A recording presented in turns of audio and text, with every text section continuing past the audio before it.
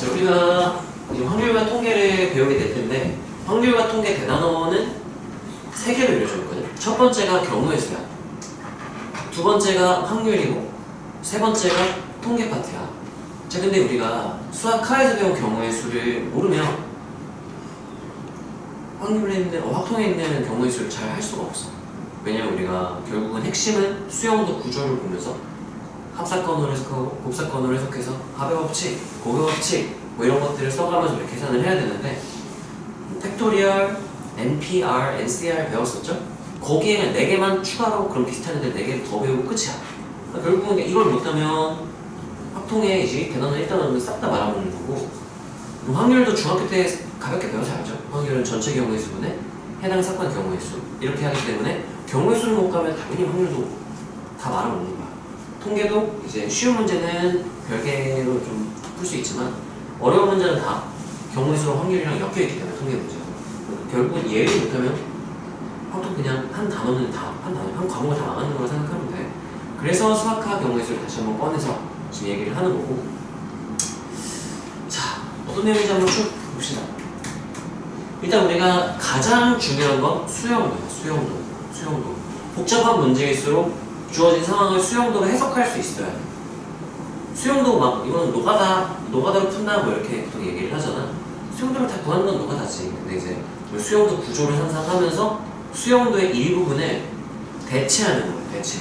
굳이 다 할 필요 없이 수용도 이쪽 부분은 뭐 몇 회로 대체할 수 있겠다라든지 뭐 이런 걸 우리가 처리를 하게 될 거야. 그런 걸 배우게 될 거고, 수용도는 직접 세는 걸 우리가 시각화시킨 게 수용도야. 그리고 얘는 경우의 수 핵심이다라고 말을 할 수 있고, 예를 들어서 A, B, C, D 4사람을 일렬로 나열한다 라고만 딱 말하잖아. 그런 경우의 수를 여기까지만 딱 끊고 경우의 수 구해라 그러면 수용도를 원래 다 A로 시작할 때, B로 시작할 때 막 수용도를 그려도 되지만 그 수용도 전체를 4팩이라는 기본 도구 중 하나로 대체를 할 수가 있게 돼.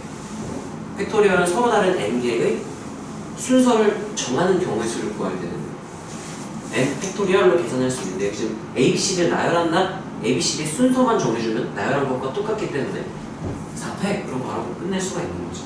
근데 이제 우리가 배웠던 도구를 못 쓰는 상황이 될 수도 있어. 제약 조건이 걸리면 한 A가 항상 C보다 앞에 있어야 된다 라는 조건이 걸린다면 어떻게 처리를 해야 될까 라고 한번 생각을 해보면, 수용도를 한번 그려볼게. 수용도를 그리면 어떻게 할 수 있냐면, A로 시작할 때부터 내가 쭉 수용도를 그려볼게. A로 시작하면 그 다음 나올 수 있는 게 B가 나올 수 있고요. 그 다음에 C도 나올 수 있고, 그 다음에 D도 나올 수가 있게 되겠지. 자, B가 나왔을 때는 A, B 나왔으면 나오는 게 C, D 둘이잖아. 여기서 이제 C, D 이렇게 되거나 아니면 D, C 이렇게 되거나 둘 중에 하나겠죠. 자, 그 다음에 A, C 나왔으면 나오는 게 E, D니까 B, D, 또 여기는 D 이렇게 쓸 수가 있을 거고, A, D 나왔으면 여기서 B가 나올 수도 있고 C가 나올 수도 있겠죠. 여기 C, D 이렇게 되겠지. 그래서 A로 시작할 때 직접 수용도를 구해서 우리가 구해봤더니 6가지의 경우의 수, 6가지 또는 6개 뭐 이렇게 써도 괜찮아. 6개 경우의 수가 있더라 라는 확인을 한 거야. 자, 그 다음 아래쪽에 이제 B로 시작할 때인데 지금 자리가 없으니까 내가 여기다 쓸게. B로 시작할 때를 우리가 생각을 한번 해본다면, 자, 얘는 이제 A로 시작할 수도 있고 C로 시작할 수도 있고 D로 시작할 수도 있지 않을까 하는 생각을 했는데 안 되는 게 하나가 있어. 제약 조건이 있기 때문에 A가 누구보다 앞에 있어야 되는데, 근데 지금 C가 먼저 나오면 A가 B로 가야 되잖아. 이거 불가능한 케이스구나 이렇게 생각을 할 수가 있어야 되고, 그래서 지금 A로 시작할 때랑 A로 시작하면 B, C, D 다 됐잖아. B로 시작하면 뭔가 3개가 아니라 2개가 되거나 가능한 경우. 자, 뒤쪽을 생각해보면 A가 나왔어. 그럼 나오는 게 B랑 D죠. C랑 D죠. C, D 이렇게 되겠죠. 자, 그 다음에 여기도 그러면 2개 해가지고 되지 않을까 생각했는데 아니야. 왜냐면 B, D 썼으니까 남은 게 누구랑 누군데 A, C인데 누가 무조건 앞에 있어야 된다고 했으니까 이렇게 된다는 걸 알 수 있어. 그러면 A로 시작할 때랑은 다르게 B로 시작할 때는 경우의 수가 몇 가지더라? 3가지가 되더라. 이렇게 되는 거야. 왜 다를까를 우리가 생각을 해봐야 돼. 이렇게 따라서 수용도의 모양이 다르다, 또 따라서 수용도의 구조가 다르다, 따라서 수용도의 경우의 수가 다르다. A로 시작할 때 수용도랑 B로 시작할 때 수용도 뒤쪽이랑 모양이 다르니까 경우의 수가 6가지, 3가지로 다르게 나오는 거잖아요. 자, 왜 그런가 한번 생각을 해보자면 이 제약 조건 때문에 그랬던 거지. A가 항상 C보다 앞에 있어야 되는데 여기서는 무조건 다 됐던 이유가 A가 지금 A로 시작했기 때문에 나머지 뒷부분은 어떻게 배열하든 무조건 C가 뒤에 있을 수밖에 없기 때문에 상관이 없었던 거야. 근데 B로 시작하면 아직 A가 안 나왔기 때문에 A가 먼저 나와야 되는데 하고 그런 걸 신경을 써서 구해야 됐던 거죠. 이런 달라지는 원인을 생각을 할 수 있어요. 확률 통계가 잘 알려요. 자, 그러면 채원아 C로 시작한다면 어떨 것 같아? 얘랑 비슷할까 얘랑 비슷할까? 또 얘는 또 다르게 나올까? 어떨 것 같아요? 다르게 나올 거야. 근데 얘는 그냥 안 되는 거죠. 왜냐? 누가 먼저 나와야 되는데 얘는 그냥 안 되는 거지. 채원아 그럼 B로 시작하는 거 어떨까? 누구로 시작할 때랑 B로 시작할 때랑 수용도 구조가 같지 않을까라고 예측을 할 수가 있어. 이제 문제를 많이 풀다 보면 확신이 딱 들어. 똑같겠다. 그러면 여기 세 가지 구했으니까 얘 내가 굳이 따로 수용도 그릴 필요 있어요? 없어요? 없죠? 구조가 똑같으면 경우이 똑같아서 몇 가지? 이렇게 될 테니까 그냥 이렇게 하면 되는 거예요. 곱하기 2. 이거 양거 똑같으니까. 이렇게 구하는 게 따라하세요? 고백 법칙. 뒤에서 배울 때 따라 수용도의 구조가 같으면 B로 고정하고 2를 곱한다. 로 구하는 거야. 그게 고백 법칙이에요. 자, 그래서 우리가 하명원칙 고백 법칙 뒤에서 배울 거야. 지금은 뭘 설명한 거는 그냥 수용도라는 걸 그려서 우리가 경우수를 구할 수 있다. 지금 그냥 그게 다예요. 그래서 수용도 구조를 볼 줄 알아야 된다. 수용도 그릴 줄 알아야 된다. 이거고요. 참고로 나는 이제 어려운 문제 풀잖아. 몇 팩, 몇 시면, 몇 피면 이런 것부터 생각하는 게 아니라 난 무조건 수용도 구조 떠올려. 이 수용도 구조가 어떻게 생겼을까? 다 그리진 않을 거야, 물론. 그리진 않고 상상만 하는 거야. 수용도가 어떻게 생겼을까? 그래서 상상을 한다는 거죠. 이런 식으로 해서 총 우리가 영어의 수를 배운 12가지 이걸 확인을 할 수가 있고요. 우리 다행히 이제 막 시작해서 영상을 앞으로 들을 필요 없겠네. 수용도 그리는 것만 설명을 하는 거 같아요. 조금만 더 늦었으면, 한 10분만 늦었으면 앞에 영상 다시 다 들어야 됐을 수도 있는데. 자, 우리가 수용도를 다 그리면 모든 경우의 수를 다 구할 수 있지만 너무 귀찮고 너무 번거롭기 때문에 수용도 그리면 되는 거 알지만 그걸 다 할 필요가 없다. 다른 방법을 우리가 찾아보자라고 하는 게 따라하세요. 합의 법칙, 고백 법칙. 이건 우리가 수용도를 다루는 방법 중 하나인 거야. 그래서 우리가 어떤 복잡한 하나의 사건이 주어져 있다. 그러면 그걸 쪼갤 거야. 예를 들면 이런 경우의 수를 구하세요 라고 하면 내가 그거를 A이거나 또는 B이거나 로 해석하거나 아니면 A이면서 동시에 B 상황이구나 로 해석할 수도 있어요. 그걸 각각 우리가 따라하세요. A 또는 B, A이거나 B 이런 상황을 우리가 기호로는 집합기호를 쓸 거야. 왜 집합기호를 쓰는지도 일단 설명을 해줄게. 일단 그래서 우리가 또는으로 해석하거나 그리고로 해석하거나 우리가 중학교 때 경우의 수는 어떻게 했냐면 또는 하잖아? 그럼 따로따로 거기서 뭐 하면 된다 그랬죠? 더하면 돼요, 경우의 수를. 그리고 A이고 B라고 하면 A의 경우에서 B의 경우에서도 곱하면 되는 거였어, 중학교 때. 고등학교 학교는 그렇지 않아요. 수학하에서는 마찬가지고. 그래서 정확히 써도 되는 상황을 판단할 수 있는 게 되게 중요해요. 자, 일단 이거 합의 법칙, 고백 법칙, 합사건, 곱사건을 설명하기 전에 먼저 사건이란 용어에 대해서 먼저 설명을 할게요. 이 용어는 원래 어디서 배웠냐면 우리가 확률과 통계 2단원의 확률 파트에서 대단한 2단원 확률에서 우리가 용어들을 정의하게 되는데 너 여사건이란 말은 알고 있죠? 여사건? 여사건이 뭐야 하면 너네 정확히 설명할 수 없어. 왜?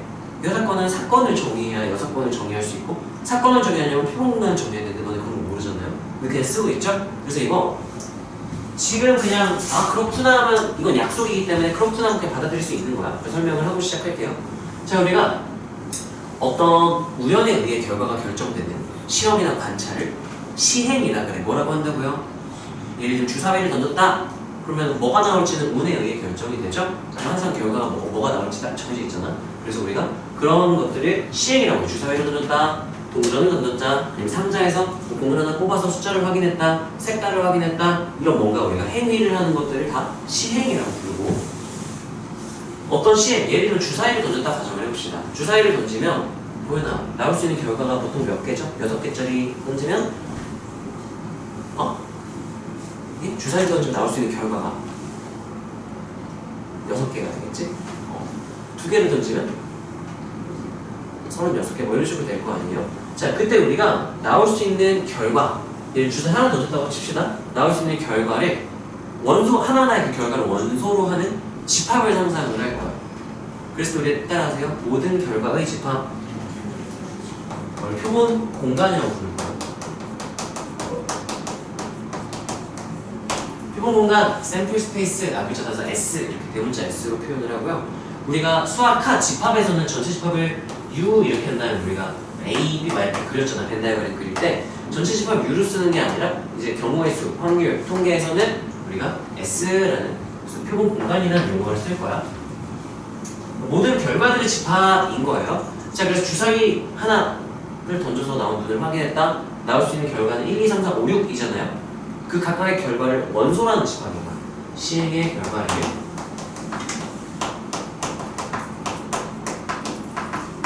원소로 하는 집합인 거야. 자, 그러면 그림으로 나타내는 이런 느낌이에요. S 이렇게 되고요. 1, 2, 3, 4, 5, 6 이렇게 집합이 되는 거야. 표본 공간은 집합이에요. 우리가 집합을 못하면 경우의 수, 확률, 통계 다 못할 수밖에 없어. 다 할 수 있어야 돼. 너무 좋지 않아? 이거 하면서 집합 복습이 되니까. 자, 그때 우리가 표본 공간이라는 걸 정의했죠? 다시 한번 얘기합시다. 따라서 시행의 결과를 원소로 하는 집합. 그걸 표본 공간이라고 부르고요. 이게 사건 했듯이 그냥 사건이라고 하는 사건을 정의하면 사건은 따라하세요. 표본 공간의 부분 집합.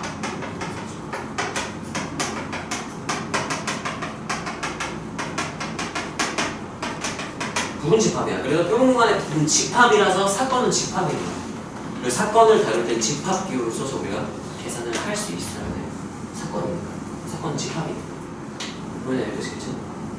자, 그래서 사건이라는 건 집합으로 약속, 이건 약속이에요. 외우가 아니면 약속이에요. 이렇게 하는 게 어떨까? 뭐 약속한 거예요, 수학자들이. 자, 그래서 이제 사건, 여집합을 의미하는 거야. 합사건, 합집합을 의미하는 거야. 곱사건이라는 거, 교집합을 의미해요. 그게 사건으로서의 확률과 통계에서의 용어인 거야. 그건 약속이에요. 야, 우리가 교집합인 상황을 사건에서는 곱사건이라고 부르자. 이렇게 약속한 거야, 그냥. 자, 그래서 우리가 사건이라는 거는 부분 집합. 예를 들면 주사위를 던졌을 때 예를 A라고 A 땡땡하고 짝수가 나온 경우 그걸 사건이라고 불러요. 짝수가 나온 사건이라고 하면 사건은 표본 공간에 뭐라 그랬죠? 부분 집합이라 그랬죠? 이 S 안에 들어가 있는 집합인 거니까 예를 들면 이렇게 생긴 거야. A 이렇게 집합인 거야. 이 안에 2, 4, 6을 원소로 하는 부분 집합인 거야. 여기까지 괜찮나요? 그러면 짝수가 나온 경우의 수 하면 NA 이렇게 되잖아? 그럼 따라하세요. A는 원소의 개수. 이거는 우리 집합에서 NA 하면 어떤 집합의 원소의 개수를 나타내는 표현이었어. NA 하면 A의 원소의 개수. 여기서는 따라하세요. A의 경우의 수. 이 사건의 원소는 246 원소의 개수 246이죠. 그게 짝수가 나온 경우의 수랑 똑같은 거예요. 짝수가 나온 경우가 246 있었죠? 그걸 우리가 NA 하면은 우리가 A라는 사건의 경우의 수를 구해라라는 뜻으로 우리가 이해를 할 수 있어야 돼. 전체 경우의 수 하면 그래서 어떻게 쓰냐면 N 하면 원소의 개수 S 이렇게 씁니다. 전체 경우의 수. S의 원소의 개수, S의 원소 1, 2, 3, 4, 5, 6 이 개수는 전체의 경우의 수랑 같은 의미가 되겠지. 그래서 이런 기호를 표현할 수 있어야 된다는 얘기예요. 뭐야, 나 지금 이해 안 되는 분도 괜찮아요? 네, 여기서 이해할 게 없어요. 약속이니까 외워야 되는 거거든요. 자, 한번 읽고 다시 넘어갑시다. 따라하세요. 표본 공간. 기호로는 뭐를 쓴다고요? S라는 기호로 표현을 하기로 약속을 했고, 얘 의미는 따라하세요. 시행의 모든 결과를 원소로 하는 집합. 예를 들면 뭐 주사위 2개를 던졌다. 그럼 나올 수 있는 경우의 수가 몇 개야? 36개가 있겠죠? 그게 왜 36개냐면 이제 1, 2, 1, 3, 1, 4, 1, 5, 땡땡땡 6, 6까지 1, 1 이게 하나의 원소가 되는 거야. 1, 2 이것도 하나의 원소가 되는 거야. 결과가 원소인 집합인 거야. 결과들이 원소인 거야. 예를 들면 그 상자에 빨주노 초파나 뭐 7개 공이 들어가 있을 때 내가 여기서 공 하나를 뽑아 색깔을 확인했다. 그럼 나올 수 있는 결과가 색깔이겠죠. 빨주노 초파는 뭐 색깔이 결과로 나오겠지. 그 색깔이 원소인 집합인 거예요. 결과가 원소인 집합이라는 걸 알면 돼. 뭐가 원소이고요? 결과가 원소다. 어떤 실험, 시행을 했을 때 나온 결과를 원소로 하는 집합이다라고 알면 되고, 사건이라는 건 그 표본 공간 S의 뭐다? 부분 집합. 그래서 우리 사건이라는 거는 집합으로 표현하기 때문에, 집합이랑 똑같은 말이기 때문에 사건의 경우의 수, 그리고 사건의 원소의 개수, 집합의 원소의 개수다 하면 사건의 경우의 수다라고 해석할 수 있다라고 하는 거예요. 여기까지 괜찮나요? 그래서 우리가 이제 어떤 시행을 했을 때 나온 결과들의 집합을 우리가 사건이라고 부를 거고, A이거나 또는 B인 경우의 수, 그러면 우리가 A 합집합 B의 원소의 개수로 표현을 할 수가 있겠죠. 그러면 이해되는 거 맞아? 안 되면 질문해야 돼. 왜냐면 여기 이해 안 되면 지금 이 앞부분 1번 합의 법칙, 2번 고의 법칙 이 두 개가 제일 중요한데 이거 이해 못하면 뒤에 의미가 없어. 설명 안 이해 안 되는 거 없어? 승준 이해 안 되는 거 없어? 이해 안 되는 거 질문해야 돼. 채원 이해 안 되는 거 여기까지 없어? 보이네? 없어? 그럼 이제 제일 중요한 내용 설명할게. A 또는 B로 해석한다? 따라하세요. A, B의 합집합 사건 표현으로 따라서 A, B의 합사건으로 해석을 하는 거야. 합사건을 다루는 방법에 대해서 배워야 되고, 교집합, 곱사건 다루는 방법 하면 그게 제일 핵심 내용인 거야. 따라 합집합을 다루는 방법. 우리 합집합 다루는 방법은요, 일반적인 방법 포함 배제 원리를 이용해요. 따로 이거 수학하면요, 따로따로 더하고 겹치는 부분을 한번 빼주고, 이 원리를 따라서 포함 배제의 원리, 포함 배제 원리라고 그러고, 줄여서 포함 배제 또는 포제 이렇게 부르는 거야. 자, 그래서 합집합을 다루는 일반적인 방법은 포함 배제 원리인데, 따라하세요. 겹치는 게 없다. 그래서 교집합이 공집합. 겹치는 게 없다는 괜찮은데 교집합이 없다는 안 돼. 왜냐면 겹치는 게 없으면 교집합이 무슨 집합이다라고 해야 돼요. 교집합이 있어요. 공집합일 뿐인 거야. 원소가 없다라고 해야지. 따라서 겹치는 게 없다. 교집합이 공집합. 따라서 곱사건이 공사건 이렇게 부르면 돼요. 교집합 곱사건이라고 부르기로 약속했고요. 공집합 공사건이라고 부르기로 약속을 했어요. 사건 자체가 집합이라고 그랬죠? 용어가 거의 비슷해. 자, 그래서 우리가 만약에 교집합이 공집합이라면 얘 원소의 개수가 몇 개예요? 공집합의 원소 개수 몇 개인데 0개가 없으니까 이렇게 되는 거야. 그럼 무슨 일이냐? 무슨 소리가 되느냐? 그냥 각각의 경우의 수를 더했다가 돼버리는 거야. 따로따로 구해서 더한다. 그거를 따라하세요. 각각 구하여 더하기. 이걸 우리가 무슨 법칙이라고 부르기로 약속했대요? 합의 법칙. 그게 합의 법칙이에요. 또는 케이스를 나눠서 따로따로 구했다도 합의 법칙이랑 똑같은 말이 되는 거야. 자, 그래서 우리가 A 또는 B의 경우의 수를 구해라 라고 하면은 일단 겹치는 게 있는지 없는지에 따라 다르게 해석을 할 수 있어요. 겹치는 게 있는데 그냥 더하면 바로 틀리는 거야. 겹치는 게 없었다? 그러면 그냥 더하면 돼요. 무슨 법칙? 합의 법칙. 겹치는 게 있다? 그러면 따로따로 구해서 더하고 뭐 겹치는 걸 뭐 해줘야 돼요? 빼줘. 그걸 무슨 원리라고 부른다고 우리가? 포함, 배제요. 두 개 다 포함시킨 다음에 겹치는 부분을 배제시킨 다음에 포함, 배제 원리라고 불러요. 포함, 배제 원리라고 부르면 되고. 그래서 합사건 다루는 방법 꼭 알아야 돼요. 자, 예를 들면 이제 1부터 100까지 자연수 2의 배수이거나 3의 배수 2인이면 또는 이라는 뜻을 해석할 수 있고요. 자, 그럼 이거를 기호로 표현할 수 있어야 되거든요. 왜냐면은 이건 그냥 쓱싹 암산컷 할 수 있어. 근데 이런 쉬운 문제에서 우리가 사건 기호, 집합 기호를 이용해서 표현할 수 있어야 복잡한 문제는 집합 기호를 이용해서 표현할 수가 있거든요. 쉬운 문제는 굳이 안 해도 풀 수 있지만 이런 거에서 연습을 해야 어려운 문제도 너네가 무리 없이 이렇게 집합 기호를 이용해서 표현할 수 있는 거야. 자, 그럼 사건을 설정하는 걸 먼저 한번 해볼게요. 우리가 어떤 땡땡땡의 경우의 수, 그 땡땡땡을 사건이라고 정의를 할게요. 자, 예를 들면 자연수를 하나 뽑았는데 그게 2의 배수다라는 사건, 3의 배수다라는 사건, 각각의 사건으로 정의하고 싶다? 그러면 사건은 집합이니까 집합 기호를 이용해서 표현을 해줘야 돼. 집합은 보통 우리가 대문자로 표현을 하거든. 그래서 내가 집합 A1을 쓸게. A A 땡땡 이러면 2의 배수가 나오는 2의 배수 1이라고 할게요. 이렇게 쓸게요. 그러면 석윤아 B 땡땡 내가 뭐라고 쓸까요? 4의 배수인 사건. 그렇죠. 3의 배수인 사건. 이렇게 하면 문제에서 원하는 사건은 뭐냐면 2의 배수이거나 또는 3의 배수인 상황이지. 그러면 승준아, 이 문제에서 원하는 상황을 사건으로 표현할 수 있겠어? 집합으로 표현할 수 있겠어? A, B를 이용해서 문제에서 원하는 걸 표현할 수 있을까? 그렇지. 따라서 A 또는 B. 그럼 따라서 A 합집합 B. 얘는 지금 문제에서 원하는 게 A or B란 말이죠. 얘를 한번 바꿔서 우리가 A 합집합 B로 해석할 수 있습니다. 따라하세요. A, B 합집합. 확통해서는 우리가 따라서 A, B의 합사건. 합사건 이런 거 불러주면 돼. 집합에서는 합집합 이렇게 불렀죠. 두 가지 표현 다 괜찮아. 자, 그러면 이거의 경우의 수를 구해라. 그러면 A or B의 경우의 수 하면 이 사건의 원소의 개수로 해석할 수 있기 때문에 and A와 B 이렇게 써주면 돼요. 여기까지 이해가 되나요? 자, 그럼 얘는 우리가 어떻게 다뤄주면 된다 그랬죠? 일단 따라하세요. 합사건의 경우의 수. 그럼 합사건의 경우의 수는 여기 나왔어요.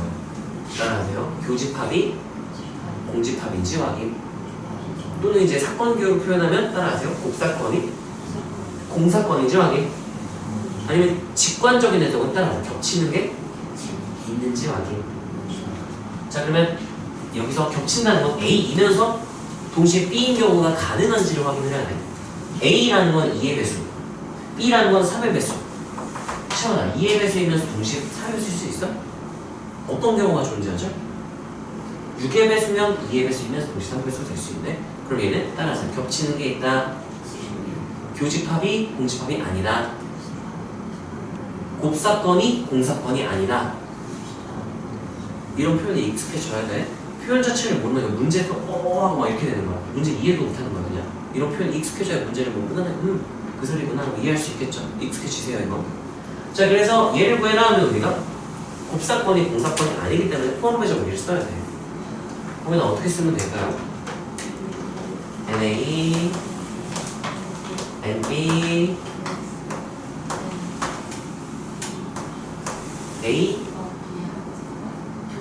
교집합 A 교 B 보통 이렇게 얘기를 하죠. A B 교집합 이렇게. 이게 무슨 원리라고 하면 네, 오랜만이라서 기억 안 날 수 있는데 얘 외워야 돼. 자주 나오니까 포함배제의 원리. 경우의 수도 나오고 확률에서도 나와. 대단한 이단원에서. 자, 그럼 얘 직접 구해봅시다. 는 하면 NA 하면요 2의 배수인 사건의 원소의 개수, 경우의 수를 구해라는 뜻인 거죠. 석윤아, NA 몇일까요? 50. 2 곱하기 1부터 2 곱하기 50, 그래서 100까지, 그러니까 50개겠죠. 자, 그 다음 승준, NB 어떻게 될까요? 33. 3 곱하기 1부터 3 곱하기 33이 99죠. 33개. 처음 A 곱이 하면 몇의 배수라고 그랬지?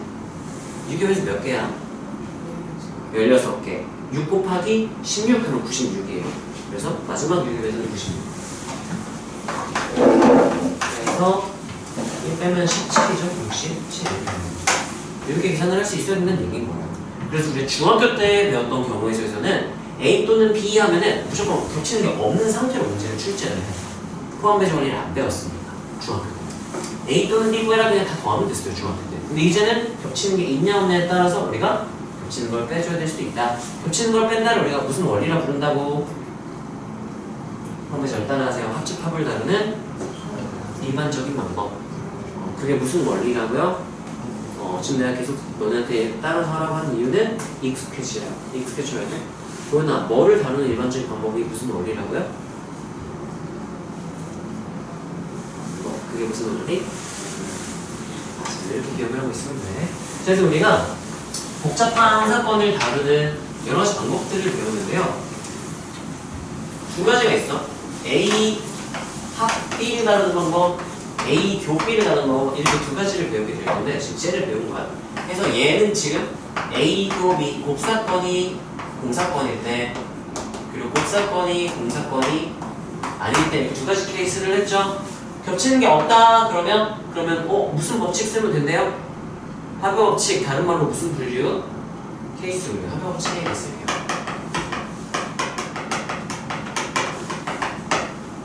자, 근데 만약에 합의 법칙을 못 쓸 때는 언제냐면 겹치는 게 있을 때겠죠. 겹치는 게 있으면 쓰면 안 돼요. 그냥 넣으면 안 되고 뭐 하는 걸 뭐 해줘야 된다? 겹치는 걸 빼준다. 무슨 원리? 포함 배제 원리. 그래서 얘는 포함 배제 이렇게 쓸게요. 해줄게요. 자, 그 다음 이제 얘가 제일 두 번째까지를 다 할 수 있어요. 얘는 지울게요. 표본 공간이라는 표현 좀 익숙해지면 좋아. 사건 기호, 집합기호에 의해서 표현을 하는 거죠. 사건의 원소의 개수의 경우의 수인 거니까 익숙해지죠. 그 다음에 고배 법칙 배웠어요. A이면서 B인 경우지. 예를 들면 이런 거. 과자 3개가 있고요. 음료가 4개가 있어요. 과자 하나를 고르고 그리고 음료 하나를 고르는 경우의 수를 구하시오. 몇 곱하기면? 3 곱하기 4를 해서 곱하기로 구하는 게 고배 법칙. 이게 중학교 때 배운 고배 법칙이야. 근데 고등학교에서는 그냥 곱하면 틀리게 만들 수 있어요. 제약 조건. 단 1번 과자랑 3번 음료는 맛이 안 맞아. 조합이 안 돼. 그건 안 할 거야. 이런 식으로 제약을 준다던가. 이런 고배 법칙은 틀리게 만들어질 수가 있다는 건데. 자, 그래서 이런 경우는 어떻게 처리하느냐를 봐야 되는데, 따라하세요. A, B 곱 B. A, B 동시에 A, B의 교집합, A, B의 곱사건. 나는 주로 A and B로 표현을 할 거야. 이런 표현들은 A and B라고 쓸 거예요. 자, 우리가 A 교 B 곱사건의 경우 어떻게 처리를 하느냐? 따라 수용도의 구조를 관찰. 구조를 관찰해서 우리가 고배 법칙을 쓰거나 합의 법칙을 쓰게 될 거야. 자, 이거는 내가 밑에 예시 문제 통해서 같이 보여줄게. 지금 여기까지 내용이 제일 중요한 내용이야. 이걸 못하면 너네가 확률 경우의 수 일단은 다 조집을 시작하고 확률을 다 조집을 시작하는 거야. 그럼 중간고사는 다 나가는 거죠. 기말도 당연히 조건 확률부터 막 나오는데 확률을 못하면 조건 확률이라는 건 아예 할 수가 없어요. 경우의 수를 못하면. 자, 봅시다. 100의 자리가 홀수, 10의 자리가 짝수, 1의 자리가 소수인 세 자리 자연수의 개수를 구하시오라고 했어요. 자, 그럼 우리가 세 자리 자연수의 개수를 구해라. 너무 복잡해. 그럼 따라하세요. 곱사건으로 해서. 곱사건으로 해석한다면 내가 뭐 하고, 그 다음 뭐 하고, 그 다음 뭐 하면 이거랑 똑같겠다. 이렇게 해석을 하는 거야. 그 다음 뭐 할 거냐면 따라하세요. 100의 자리를 정하고 and 하면은 이제 그리고 라는 뜻이야. 그 다음 누구를 정하고 10의 자리를 정하고 and 하는 누구 정하고 이렇게 가면 우리가 이 세 자리가 결정이 되는 거니까 같은 의미가 되는 거지. 자, 100의 자리를 한번 구해봅시다. 수용도를 상상을 해야 돼. 100의 자리 무슨 수여야 된대요? 홀수 경우의 수 몇 개? 5개니까 1, 3, 5, 7, 9 5가지 경우의 수가 있겠죠? 첫 번째부터 봅시다. 100의 자리가 1이었대. 10의 자리는 무슨 수가 될 수 있대요? 짝수니까 몇 개일까? 5개예요. 0, 2, 4, 6, 8 0도 짝수야. 고등학교에서는 마이너스 2도 짝수고 정수 범위 확정이 되기 때문에. 자, 여기 이제 0으로 시작해서 2, 4 이렇게 되겠죠? 여기까지는 쓰는 거 이렇게 되겠지? 자, 그럼 1, 0 했을 때 한번 생각해 봅시다. 그럼 1의 자리는 무슨 수라 그랬어요? 소수. 우리가 한 자리 소수는 2, 3, 5, 7 이렇게 4개밖에 없어. 소수의 정의가 뭐냐면 따라하세요. 약수가 1과 자기 자신. 네, 우리가 자연수를 약수의 개수로 카테고라이징 뭐라는 거지? 나눈다. 나눠서 본다면 세 가지로 나눌 수 있거든. 1은 왜 특별하냐면 약수가 하나밖에 없어. 1 하나야, 약수가. 소수는 예를 들면 3 이런 거. 약수가 몇이랑 몇이에요? 1이랑 4. 1과 자기 자신의 수는 소수. 그 다음에 약수가 3개 이상인 걸 합성수 이렇게 얘기해요. 이런 표현을 우리가 굳이 잘 안 쓰긴 하지. 초등학교 때인가 중학교 때 배우고 잘 안 쓰긴 해요. 일단 알고는 있으면 좋겠죠. 수의 분류니까. 자, 그럼 어쨌든 여기서 한 자리 소수니까 2, 3, 5, 7 이렇게 들어가고요. 여기에 2, 3, 5, 7 이렇게 수용도를 너네가 상상을 할 수 있으면 돼. 지금 이거는 수용도 상상 안 해도 돼요. 쉬운 문제라. 어려운 문제는 이거 상상을 안 하면 말 못하는 거야. 자, 봅시다. 그러면 내가 11, 1, 0 했을 때 여기 4개 구해놨지. 그 다음에 1, 2 했을 때 이 뒤에 수용도 구조를 생각해보면 1, 2 해도 뒤쪽에 몇 개 나올까? 똑같이 나오겠지. 이 수용도 모양이 이렇게 하는 셈인데 또 이렇게 나올 거야. 4, 6, 8 얘는 전부 다 수용도 뒤쪽 모양이 어떨까? 똑같겠죠? 따라하세요. 수용도의 구조가 같으면 얘는 이런 느낌인 거예요. 0으로 시작했을 때 그 다음에 1, 2로 시작했을 때도 2, 3, 5, 7 똑같죠? 땡땡땡 전부 다 어차피 똑같지. 따라하세요. 고정하고 반다. 근데 0으로 지금 고정을 해. 0으로 고정을 해놓고 4개 구했지. 그 다음에 0, 2, 4, 6, 8 이 5가지 경우가 다 경우의 수가 어떨 테니까 같으니까 0이 굳이 안 해도 된다는 얘기고 곱하기 몇 해버리면 되니까 이렇게 이게 따라하는 고백 법칙. 고백 법칙 뭐냐고 묻는다면 따라하세요. 고정하고 곱한다. 그리고 어차피 0, 2, 4, 6, 8 똑같으니까 내가 0, 2, 땡땡땡 8 지금 내가요 요만큼의 수용도를 이 뒷부분 수용도를 다 안 그렸지. 내가 요거 하나만 그린 다음에 구조가 똑같을 것 같으니까 곱하기 5 해서 그냥 구해버린 거야. 이게 무슨 법칙이라고요? 고백 법칙인 거야. 자 그러면 3으로 시작할 때 봅시다. 이제 1로 시작할 때 했죠? 이제 좀 밑에다 써줄게. 3, 뭐 땡땡땡 막 이렇게 있겠죠? 3으로 시작할 때 생각해보면은 10의 자리 몇 개 나올 수 있고 5개 나올 수 있고 그 각각에 따라 1의 자리 몇 개씩 또 나오겠네? 그럼 여기 1로 시작할 때랑 3으로 시작할 때랑 수용도의 뒷부분 구조가 모양이 어떨까요? 똑같겠죠? 라는 확신이 있다면 따라하세요. 수용도의 구조가 같으면 고정하고 곱한다. 1로 고정하고 내가 20개 구해놨지? 1, 3, 5, 7, 9 총 5개의 경우에 대하여 수용도 모양이 다 똑같으니까 곱하기 그러면 몇 하면 될까? 곱하기 여기서 야 1, 3, 5, 7 이걸로 고정하고 다 똑같네 여기. 그럼 여기 곱하기 그냥 이렇게 하면 되는 거야. 여기까지 괜찮나요? 이게 따라하세요. 수용도의 구조가 같으면 고정하고 곱한다. 고정하고 곱한다. 이게 무슨 법칙? 고백 법칙. 자 그러면 우리 실제 문제를 풀 때 어떻게 하게 되느냐? 이거는 언제 이렇게 하냐면은 구조가 같은지 모를 때 애들이 직접 구조를 판단을 하면서 그려나가다가 아 똑같겠다 곱하기 이렇게 해버리면 되고 이런 쉬운 문제는 사실 실제 문제 풀 때는 110 내 기준 쉽다의 얘기는 마플 1등급 정도까지 쉬운 거야. 수능 30번, 29번 이 정도 되면 좀 까다로운 거야. 그런 애들은 수용도 구조 직접 판단을 해야 되고 마플 터프까지는 그냥 이걸로 그냥 쓱싹 해버릴 수 있어. 자 봅시다. 100의 자리 경우의 수가 몇 개가 나오죠? 5개. 구조 상상은 어떻게 하냐면 얘 경우의 수 1, 3, 5, 7, 9 있지. 상상을 진짜 하는 거야. 1이 들어갔을 때 10의 자리 짝수, 1의 자리 소수. 3이 들어갔을 때 짝수, 소수. 5, 7, 9 들어갔을 때 짝수, 소수. 똑같네. 그럼 따라하세요. 100의 자리의 경우의 수에 따라 뒷부분의 경우의 수가 같다. 그게 수용도의 구조가 같은 상황이랑 똑같아. 그럼 따라하세요. 수용도의 구조가 같으면 n를 곱하기로 바꾼다. 이렇게 하고 몇 가지 상황에 대하여 5가지 상황에 대하여 똑같다가 되는 거야. 5 곱하기 이렇게 바꿔버리는 거야. 뒷부분 그러면 따라하세요. 고정 곱한다. 1로 그냥 이렇게 해놓고 1로 고정 해버리는 거야. 1로 고정. 저기 1로 고정하고 똑같은 상황이야. 어차피 똑같으면 1로 고정해놓고 구해야지. 그리고 곱하기 5 해야지. 이를 하는 거야. 자 1로 고정해놓고 10의 자리가 0, 2, 4, 6, 8이 나올 수 있는데 0 나왔을 때 2, 3, 5, 7 2 나왔을 때 2, 3, 5, 7 다 똑같겠네. 수용도 구조가 똑같겠네. 그럼 그냥 바로 따라서 n들을 곱하기로 바꾼다. 그럼 0으로 고정해놓고 얘 경우의 수 몇 개? 4개니까 그러면 4개씩 곱하기 몇? 0으로 5개 이렇게 계산을 하는 게 실제 문제 풀 때 이렇게 쓱싹 하고 풀면 돼요. 마플 1등급까지는 이 정도로 자주 처리가 돼. 이 매번 이렇게 할 필요. 근데 수는 1등급 문제가 수능 킬러 같은 경우는 이게 안 돼. 이게 막혀. 그래서 이렇게 수용도 구조 판단을 해야 돼. 자, 이 두 가지 차이 어떤 상황인지 알겠어? 지금 똑같은 문제를 내가 수용도를 직접 구조를 판단하면서 이렇게 되니까 구조가 똑같게 되는 시험을 보여준 거고 이거는 머릿속으로 그냥 구조를 상상만 한 거지. 문제 많이 풀면 이게 돼. 이거 막 그려고 애매하면 그려봐야 돼. 근데 그리다 보면은 이제 웬만한 건 다 머릿속에 상상이 돼. 아 이거 똑같다.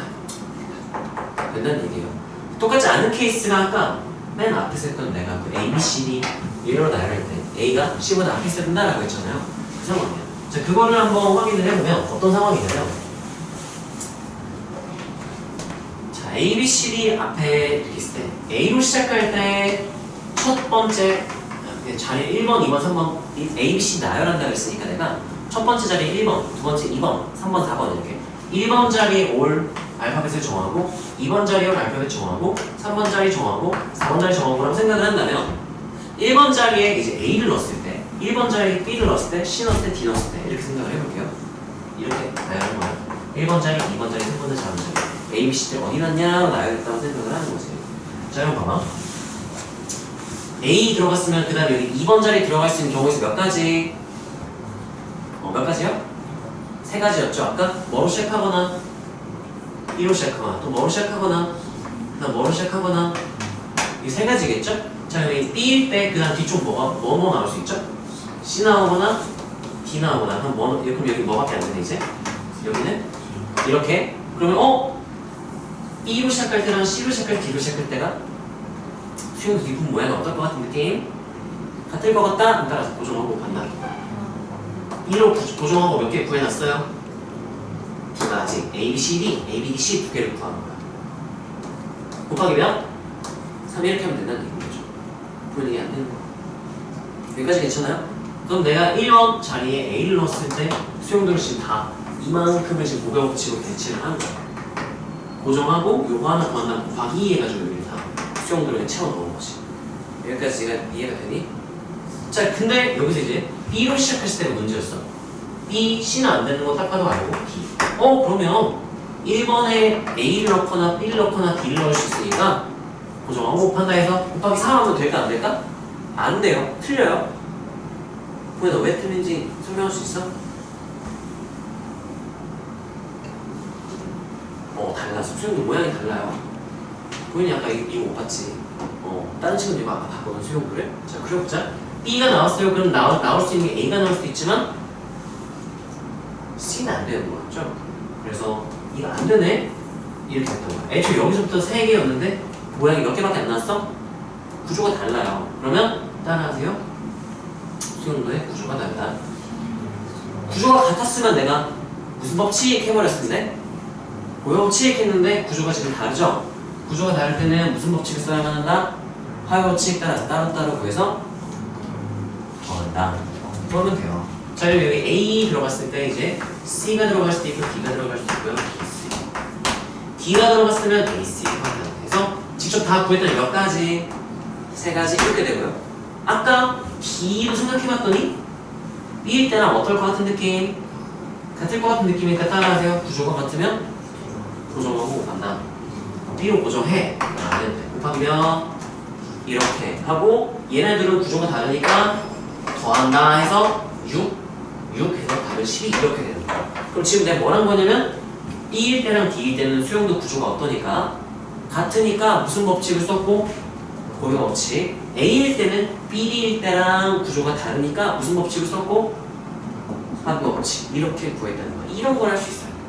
어려운 문제, 킬러급 문제들은 이걸 할 수 있어야 돼요. 곱하기해서 안 나와. 여기랑 여기는 곱하고 여기랑 여기 곱하고 얘네들 이렇게 따로따로 더하고 뭐 이런 식으로 처리하는 게 킬러 문제야. 별다른 막 어려운 내용이 들어가서 킬러가 아니라 이런 구조 판단을 해야 돼서 킬러인 거야. 그래서 킬러가. 자 그래서 우리가 따라하세요. A and B A 교 B A, B 곱사건 으로 우리가 표현을 할 수 있는데 얘를 다뤄야 되는 상황이다. 그러면 우리가 수용도의 구조 판단을 하라 그랬어요. 수용도의 구조, 수용도의 모양을 보고 경우의 수를 봐야 되는 거야. 나는 구조라고 할게요. 구조 수용도 구조가 동일하다 그러면 무슨 법칙 쓸 수 있고 고법칙 쓸 수 있어요. 고정 한다 하면 돼요. 구조가 다르다. 구조 다르네. 똑같으면 곱했을 텐데 다르네. 그럼 무슨 법칙? 합의 법칙. 이게 바로 나와야 돼. 왜 이게 되냐면은 이게 중요한 게 뭐냐면은 우리가요 A and B라고 알려주잖아? 그럼 애들이 좀 해. 근데 왜 이게 어렵냐면은 어쩌고 한 경우에서 구하 쉬워라고 개복잡해. 그럼 내가 이거를 A 또는 B, A and B, A or B를 내가 나눠야 돼. 그 나누는 게 어려워. 따라서 복잡한 사건을 두 사건의 합사건으로 쪼개가지고 구하는 거야. 또 따라하세요. 복잡한 사건을 두 사건의 곱사건으로. 지금 뭐 한 거냐면 내가 아까 100의 자리 정하고 10의 자리 정하고 1의 자리 정해야지 해서 100 and 10 and 1 했죠? 100 and 10 and 이렇게 했죠? 이게 이 사건과 100의 자리를 정하는 사건, 10의 자리 정하는 사건, 1의 자리 정하는 사건을 무슨 사건으로 해석한 거야? and는 무슨 집합? 교집합은 무슨 사건? 곱사건. 교사건 했으면 좋았을 텐데 곱사건. 이유가 있어요. 구조가 같으면 곱한다고 해서 곱사건이야 이렇게 생각하면 돼. 자, 그 다음 이제 이 문제들이 나오는데요. 이거는 굳이 안 할게. 수학과 여기 한데.